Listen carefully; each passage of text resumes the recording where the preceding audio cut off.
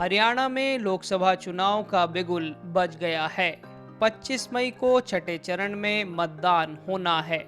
हरियाणा में लोकसभा की कुल 10 सीटें हैं और मतदाताओं की कुल संख्या 2 करोड़ से अधिक बताई गई है। अपने संसदीय क्षेत्र को जाने की पहली कड़ी में आज पता करते हैं भिवानी महेंद्रगढ़ की सीट के बारे में। यह हरियाणा के 10 लोकसभा निर्वाचन क्षेत्र में से एक है, जो मुख्यतः जिला भिवानी के अधिकांश क्षेत्र और महेंद्रगढ़ जिले से मिलकर बनता है। दिसंबर 2016 में बना सबसे नया जिला चरखी दादरी भी इसी संसदीय क्षेत्र का हिस्सा है। यह एक ग्रामीण संसदीय क्षेत्र है।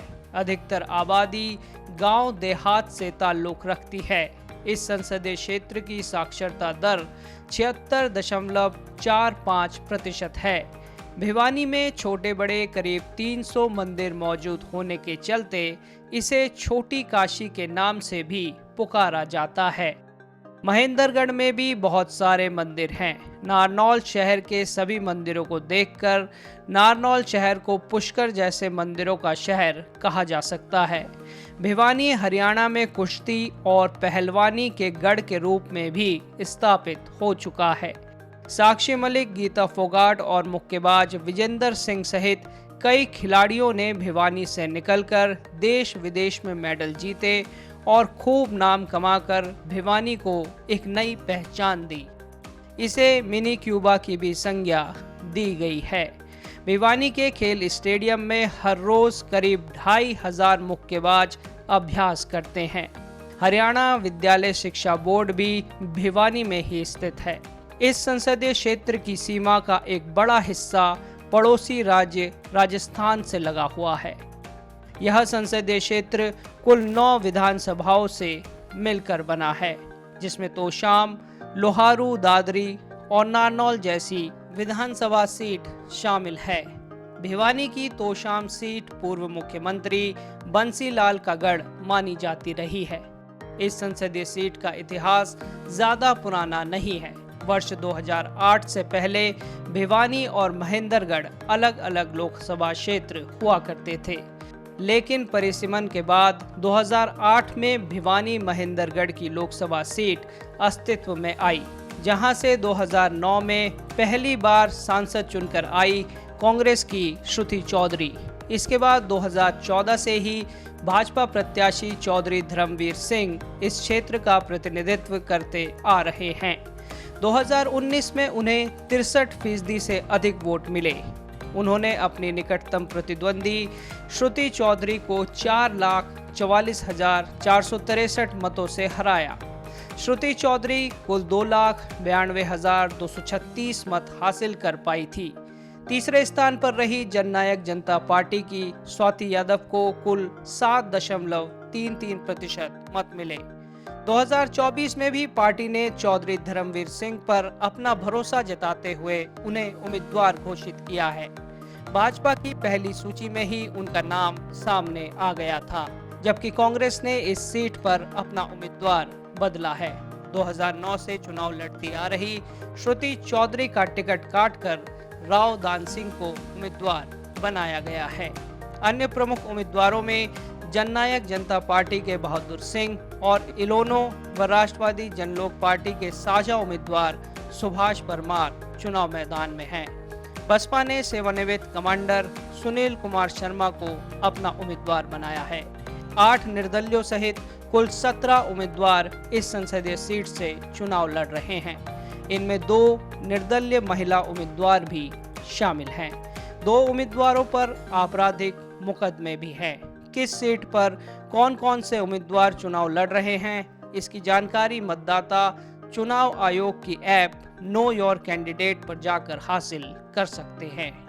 सभी उम्मीदवार चुनाव प्रचार में जुटे हैं और जनता के पास जाकर अपने पक्ष में समर्थन जुटाने की कोशिश कर रहे हैं।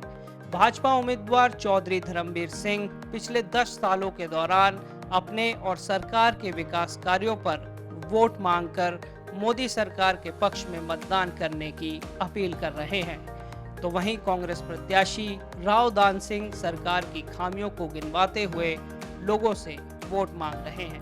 उनका कहना है कि अग्निपथ जैसी योजना के चलते इस सैन्य बहुल क्षेत्र में युवाओं को सेना में स्थायी नौकरी नहीं मिल पा रही है। ये चुनाव देश का है, लोकसभा का चुनाव है, ये विधानसभा का या दूसरा चुनाव नहीं है।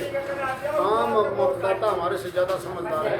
आत्मा की आवाज़ पर तीसरी बार देश के प्रधानमंत्री नरेंद्र मोदी जी बनेंगे और पहले से भी ज़्यादा सीटें इस बार भी आएंगी, मुझे तो पूर्ण विश्वास है। आम आदमी बड़ा प्रभावित है कांग्रेस के जो घोषणा पत्र से, और उनको ये विश्वास है कि कांग्रेस जो कहती है वो करती है। भाजपा ने जो कहा एक भी फायदा नहीं किया। एक मजदूर का हो, किसान का हो, व्यापारी का हो, कर्मचारी का हो, रोजगार देने का हो, अच्छे दिन लाने का हो, अच्छा कुछ भी नहीं किया। स्मार्ट सिटी बनाने का हो, बुलेट ट्रेन लाने का हो, एक भी वादा पूरा नहीं हुआ। तो लोगों में विश्वास है, भारतीय जनता पार्टी के प्रति कांग्रेस में विश्वास है, इसलिए कांग्रेस को मतदान करें। पूरी पार्लियामेंट्री कॉन्स्टिट्यूंसी में तकरीबन मेरे पास में 4-5 दिन के गांव और रह गए।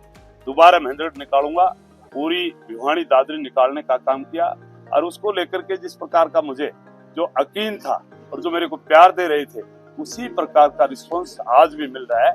सभी बुजुर्ग नौजवान साथी, मेरी माता बहनें मेरे को आशीर्वाद दे रही है, और मैं ये चुनाव फिर मैं आपको बताना चाहता हूँ तकरीबन 4,20,000 वोटों से जीता। आइए अब नजर डालते हैं इस सीट के कुल मतदाताओं के आंकड़े पर। नई मतदाता सूची के अनुसार भिवानी महेंद्रगढ़ सीट पर कुल 17,62,362 मतदाता हैं। इनमें 9,34,370 पुरुष और 8,35,992 महिला मतदाता हैं। सबसे अधिक मतदाता भिवानी विधानसभा के तहत आते हैं। 53% पुरुष और 47% महिला मतदाता हैं। इस लोकसभा क्षेत्र में सैनिकों की संख्या भी काफी अधिक है। पिछले चुनाव में डाक से कुल 13,975 मत प्राप्त हुए थे, जो राज्य में डाक से प्राप्त होने वाले वैध मतों की सबसे अधिक संख्या थी। नोटा के तहत कुल 2,041 वोटों का प्रयोग किया गया था। भिवानी महेंद्रगढ़ संसदीय क्षेत्र के जातिगत समीकरणों की बात करें तो इस संसदीय क्षेत्र में सबसे अधिक मतदाता जाट जाति से हैं। दूसरे शब्दों में बात करें तो सामान्य मतदाता 45.8%, अनुसूचित जाति के मतदाताओं की संख्या 18% से कुछ अधिक है, जबकि अन्य पिछड़ा वर्ग के मतदाताओं की संख्या 36% है। इस सीट पर लोकसभा चुनाव करवाने के लिए चुनाव आयोग ने कमर कस ली है। चुनाव के लिए 912 बूथ बनाए गए हैं। 3,648 पोलिंग पार्टियां इस चुनावी प्रक्रिया को अंजाम देंगी। लगभग 2,800 ईवीएम मशीनों का प्रयोग कर यह चुनाव संपन्न होगा। आयोग ने लोगों को मतदान के प्रति जागरूक करने के लिए स्कूल, कॉलेजों सहित अन्य स्थानों पर कई स्वीप गतिविधियां भी आयोजित की हैं। पहली बार वोट डालने जा रहे युवाओं को प्रेरित करने पर विशेष ध्यान दिया गया है। लक्ष्य है मतदान के प्रतिशत को अधिक से अधिक बढ़ाना। इसके लिए मतदान केंद्रों पर सभी बुनियादी इंतजाम किए जा रहे हैं ताकि वोट डालने आने वाले मतदाताओं को कोई असुविधा न हो। आयोग के अधिकारी घर घर जाकर मतदान के लिए निमंत्रण पत्र भी बांट कर आए हैं। 85 वर्ष या इससे अधिक के बुजुर्गों को घर से ही मतदान करने की सुविधा मिलेगी। मतदाता वोटर्स इन क्यू ऐप की मदद से लाइन में खड़े लोगों की स्थिति का भी पता लगा सकते हैं। देखना होगा कि चिलचिलाती धूप और गर्म मौसम मतदान पर क्या असर डालता है। पिछली बार 17वीं लोकसभा के लिए यहां कुल 70.34% मतदान हुआ था। फरीदाबाद, गुड़गांव और करनाल के बाद भिवानी महेंद्रगढ़ में मतदान का प्रतिशत सबसे कम रहा था। 2024 के लोकसभा चुनाव में लोग मतदान करने को लेकर उत्साहित नजर आ रहे हैं। हर आयु वर्ग के मतदाता तक पहुंचने की कोशिशें जारी हैं। ऐसे में कुछ मतदाता हैं जो सबके लिए किसी प्रेरणा से कम नहीं हैं। ऐसी ही एक मतदाता हैं भिवानी जिले के गांव नाथुवास की 103 वर्षीय हरदेई देवी। वे 80 वर्षों से मतदान करती आ रही हैं। कई चुनाव देखकर वे उम्र के इस पड़ाव पर पहुंची हैं।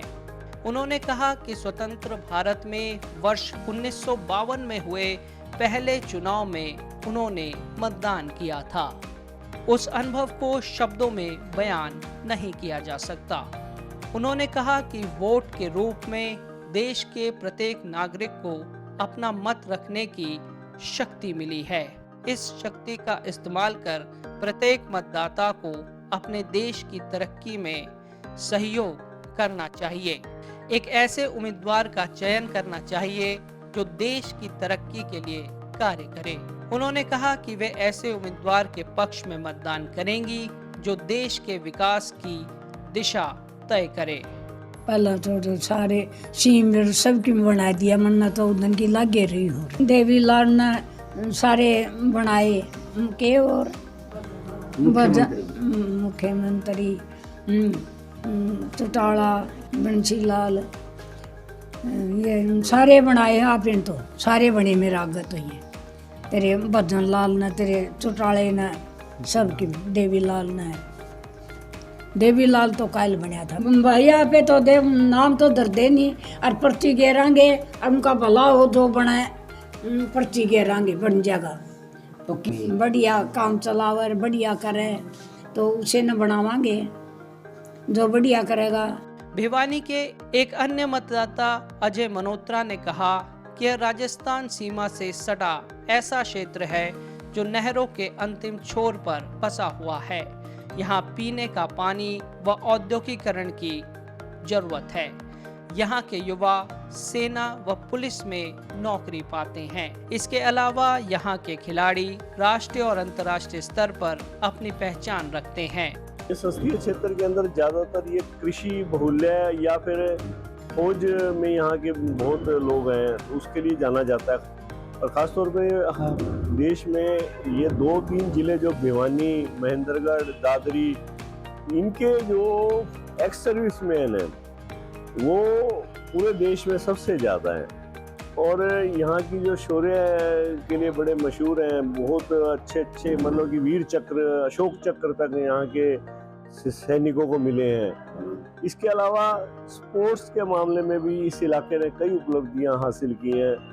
यहाँ के बच्चे मतलब कि खासतौर पर भिवानी और चरखी दादरी के अंतर्राष्ट्रीय स्तर पर उन्होंने कुश्ती में, बॉक्सिंग में उपलब्धियाँ हासिल की। और बॉक्सिंग में तो भिवानी को मिनी क्यूबा भी कहा जाता है। लोग खासतौर पे जो ऐसा प्रतिनिधि चुनना चाहेंगे यहाँ पे जो, देखो ये राजस्थान से सटा इलाका है, यहाँ पानी की भी कमी है कहीं ना कहीं थोड़ी बहुत, क्योंकि राजस्थान का इलाका होने के कारण पानी स्वाभाविक तौर पर उनकी पानी की और कृषि से संबंधी जो उनकी समस्याएं हैं उनको सरकार के समक्ष जितनी अच्छी से जो रख पाएगा और ऐसा कैंडिडेट चुनना चाहेंगे। 2008 में इसका निर्माण हुआ था। यह बहुत बड़ा क्षेत्र है जो कि मतलब इसके अंदर हमारे जो बहुत ही महान खिलाड़ी हुए हैं और इसका विकास भी देखा जाए तो एक छोटी काशी के नाम से जाना जाता है। इसका विकास भी यहाँ पर है ना बहुत ही कम हुआ है। हम साफ सभी के जो नेता है उसको ही चुनना चाहते हैं और हम जनता से भी अपील करते हैं कि हमारी जो छोटी काशी को देखते हुए कम निर्माण होने के कारण हम ऐसा नेता चुने जो एक विकास की ओर हमारी भिवानी को आगे ले जाए। अब यह देखना होगा कि भिवानी महेंद्रगढ़ के मतदाता 25 तारीख को वोट कर कैसे देश के भविष्य का फैसला करते हैं।